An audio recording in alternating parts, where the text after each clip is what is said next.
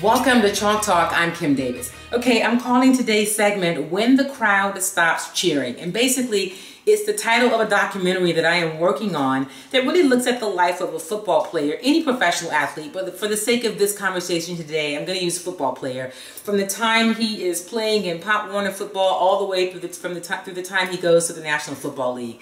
So growing up, he's kind of treated, like he's special, because he's talented.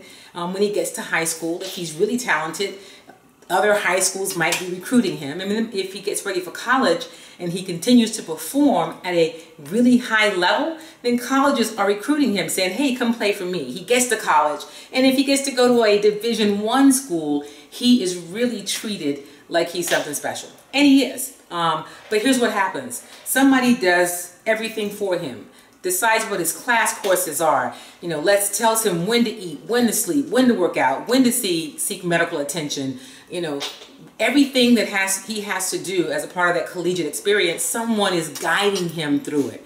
Most of us that go through college, it is a great part of our maturation process. We have to figure out how to pay bills, how to have a budget, no matter how small that budget might be, how to figure out when we eat, picking out our classes, deciding our degree path. All of that is a part of growing up. So, football player gets to the end of his collegiate playing career, and he is one of the 1% that is fortunate enough to play at the next level in the NFL. So he's now 21, 22, maybe 23 years old, and he is thrust onto the national scene.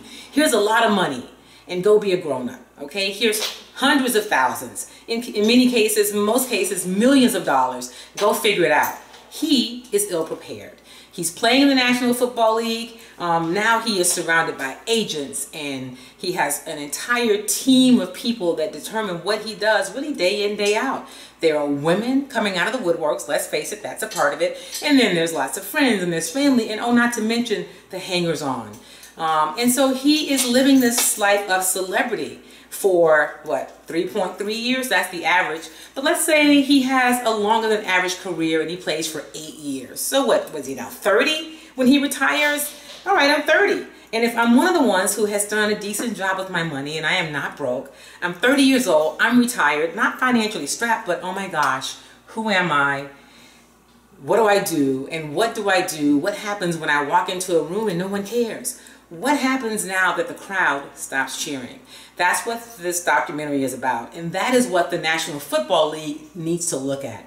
What happens to these men, these young men, when the crowd stops cheering? That's on and off the field. So how about the league start to implement programs, life skills programs, mandatory, ongoing life skills programs that help them create some work-life balance, that teach them about finances, that teach them how to deal with aggression, that teach them how to be really healthy and deal with some of the health challenges they have from playing in such a physical sport, and that teach them how to communicate what they feel, what they think, and have a productive life after football.